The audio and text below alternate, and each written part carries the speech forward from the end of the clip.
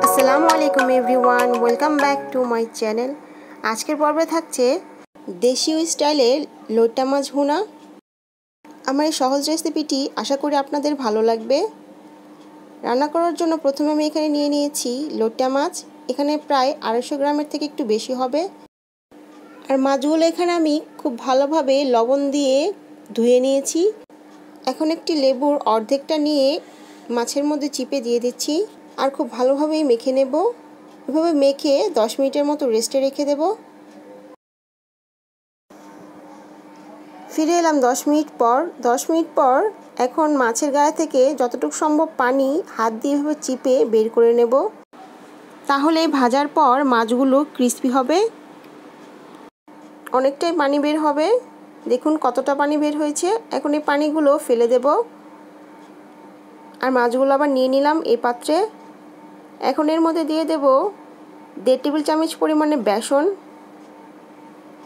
সাথে দিয়ে দিলাম 1/2 চা চামচ হলুদ গুঁড়ো, 1/2 চা চামচ মরিচ গুঁড়ো, 1/2 চা চামচ ধনিয়া গুঁড়ো, স্বাদ অনুযায়ী লবণ, সাথে দিচ্ছি 1/2 টেবিল চামচ পরিমাণে কর্নফ্লাওয়ার।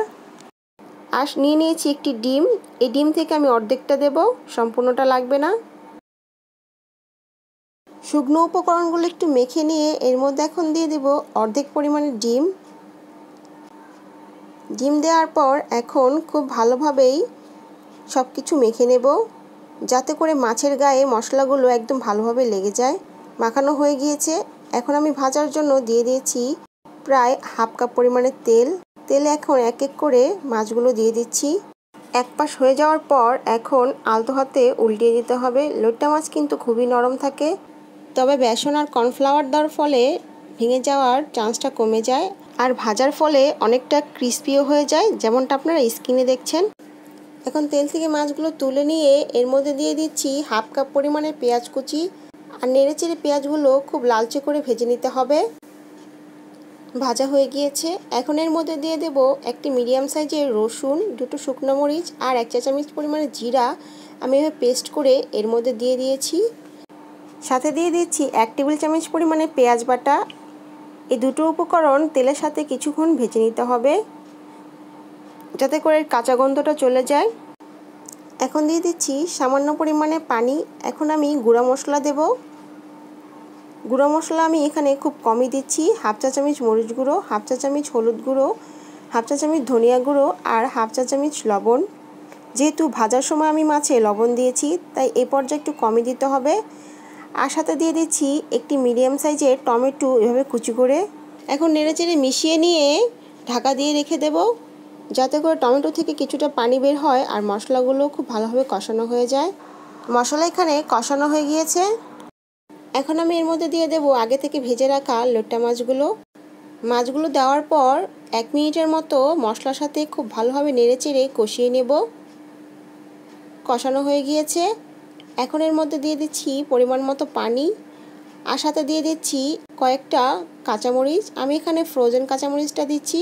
আমার বাসায় ফ্রেশটা ছিল না, তাই আমি এখানে ফ্রোজেনটা দিয়েছি। এখন ঢাকা দিয়ে অপেক্ষা করব পানিটা শুকিয়ে আসা পর্যন্ত। পানি কিন্তু শুকিয়ে গিয়েছে। এখন আমি দিয়ে দিচ্ছি ধনিয়া পাতা দেওয়ার ফলে কিন্তু এর গ্রানটা আরও বেড়ে যাবে। আপনারা চাইলে এখানে জিরা গুঁড়োও দিতে পারেন। রান্না কিন্তু আমার এখানে কমপ্লিট হয়ে গিয়েছে। ঝোলটা একদম শুকিয়ে তেলটাও ভেসে উঠেছে। আমি এখন আপনাদেরকে পরিবেশন করে দেখাচ্ছি। পরিবেশন করার জন্য আজ নিয়ে নিয়েছি গরম ভাত, সাথে নিচ্ছি লোট্টা মাছ ভুনা। আর এই মাছ রান্নাটা কতটা পারফেক্ট হয়েছে তা আমি আপনাদেরকে একটি মাছ ভেঙে দেখাচ্ছি।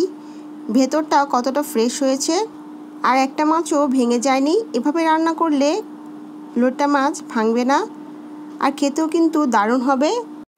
আজ আমি খুব সহজভাবে আপনাদের সাথে এই রেসিপিটি শেয়ার করলাম। আশা করি আমার ভিডিওটি আপনাদের ভালো লেগেছে। ভালো লাগলে আমার ভিডিওতে একটি লাইক দিবেন, আপনাদের ফ্যামিলি এবং ফ্রেন্ডদের সাথে শেয়ার করবেন। আমার চ্যানেলটিকে সাবস্ক্রাইব করে পাশে থাকা বেল আইকনটি প্রেস করে দিবেন, তাহলেই আমার নতুন নতুন ভিডিওগুলো সবার আগে আপনাদের কাছে পৌঁছিয়ে যাবে। সবাই ভালো থাকবেন, সুস্থ থাকবেন। আজ এই পর্যন্তই। Bye bye, take care and আল্লাহ হাফেজ।